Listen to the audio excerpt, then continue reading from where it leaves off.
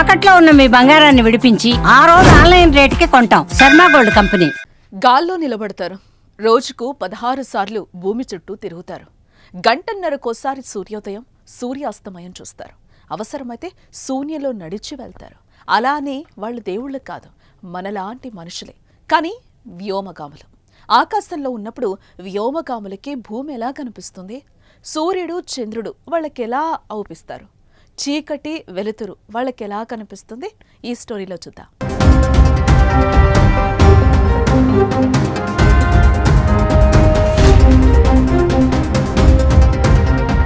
Sunitha Williams నేల మీద కాలు పెట్టాక అంతరిక్షంపై సామాన్యుడిలో అనేక ప్రశ్నలు తలెత్తుతున్నాయి.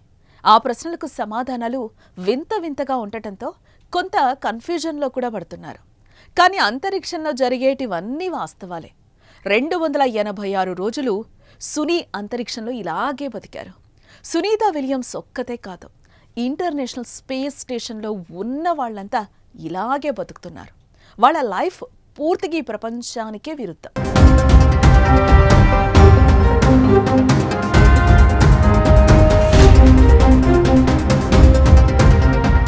సునీతా విలియమ్స్ గడిచిన 286 రోజులు అంతరిక్షంలో ఎలా ఉన్నారో తెలుసా? గంటకి 28,000 కిలోమీటర్ల వేగంతో భూమి చుట్టూ తిరుగుతూనే ఉన్నారు. భూమి తన చుట్టూ తాను తిరగడానికి 24 అవర్స్ పడుతుంది. ఆ 24 అవర్స్లో ఇంటర్నేషనల్ స్పేస్ స్టేషన్ రోజుకి 16 సార్లు తిరుగుతుంది. అంటే ప్రతి 90 నిమిషాలకి ఒక రౌండ్ వేసుకుంటుంది. భూమి నుంచి 420 కిలోమీటర్ల ఎత్తులో గంటకు 28,000 కిలోమీటర్ల వేగంతో తిరిగే ఈ స్పేస్ స్టేషన్లో 286 రోజులు గడిపింది సునీతా విలియమ్స్ అండ్ టీమ్. అంటే వాళ్ళు నేలపై నుంచి రోదసీలోకి వెళ్ళిన తర్వాత ఒక్క సెకండ్ కూడా ఒక చోట ఉండలేదన్నమాట. శూన్యం నుంచి భూమిని చూస్తూ దాని చుట్టూ తిరుగుతూనే ఉన్నారని అర్థం చేసుకోవాలి.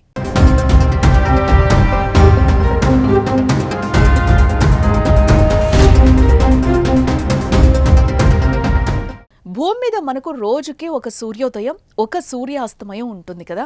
సూర్యోదయానికి సూర్యాస్తమయానికి మధ్య కనీసం 12 గంటల సమయం పడుతుంది. కానీ రోదసీలో ఉన్న ఇంటర్నేషనల్ స్పేస్ స్టేషన్లో రోజుకి 16 సూర్యోదయాలు, 16 సూర్యాస్తమయాలుంటాయి. అంటే ప్రతి గంటన్నరకు ఒకసారి సూర్యోదయం వస్తుంది, ప్రతి గంటన్నరకు ఒకసారి సూర్యాస్తమయం ముగుస్తుంది.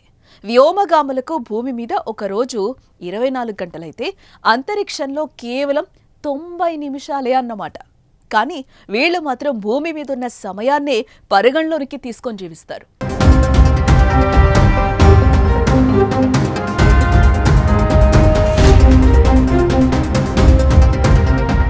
అంతరిక్షంలో భూమికి పూర్తి భిన్నమైన వాతావరణంలో వాళ్ళు జీవిస్తారు.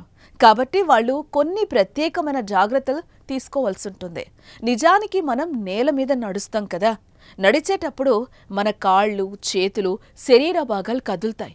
కానీ రోదసిలో వాళ్లకు నేల ఉండదు. మనం నీళ్లలో ఈదినట్టు వ్యోమగాములు శూన్యంలో ఈదుతూ ఉంటారు. ఫలితంగా వాళ్ళ శరీర భాగాలపై ఒత్తిడి ఉండదు. ఎముకలకు సంబంధించిన సమస్యలు వచ్చే అవకాశం ఉంటుంది. ఇందుకోసం వాళ్ళు 24 అవర్స్లో 2 గంటలు కొన్ని ప్రత్యేకమైన ఎక్సర్సైజులు చేయాల్సి ఉంటుంది.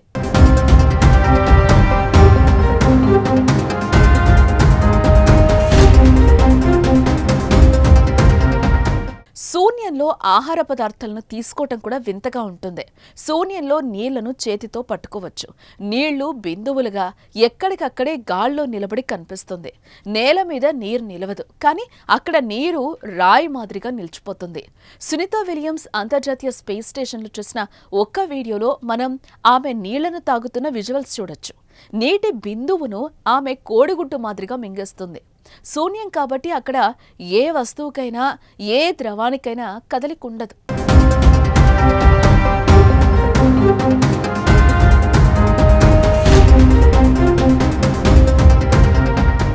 వ్యోమగాములు కొన్నిసార్లు స్పేస్ వాక్ చేస్తారు. అంటే వాళ్ళుంటున్న ఇంటర్నేషనల్ స్పేస్ స్టేషన్ నుంచి బయటకొచ్చి నడుస్తారు.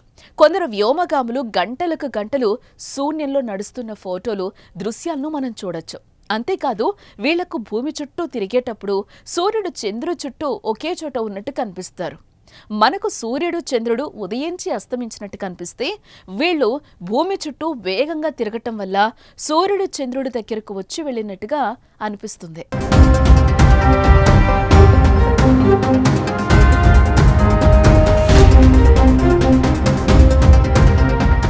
సింపుల్గా చెప్పాలంటే వ్యోమగాములు భూమి నుంచి పైకి ఎగిరిపోయి ఆకాశం నుంచి గుండ్రంగా ఉన్న భూమిని చూస్తూ ఉంటారు. 28,000 కిలోమీటర్ల వేగంతో ప్రతి 90 నిమిషాలకు ఒకసారి భూమి చుట్టూ తిరుగుతారు. నిలకడగా ఉన్న సూర్యుడు చంద్రులను చూస్తారు. పూర్తి నిశ్శబ్దంతో నిషీధిలో నిర్భయంగా జీవిస్తారు. నేలపైన ఉండే రణగుణ ధ్వనులు, నేలపైన ఉండే శబ్దాలు, వాయువులు, వాసనలు ఏవి అక్కడుండవు. కేవలం స్పేస్ సెంటర్లో ఉండే ఆక్సిజన్తో మాత్రమే వాళ్ళు జీవిస్తారు.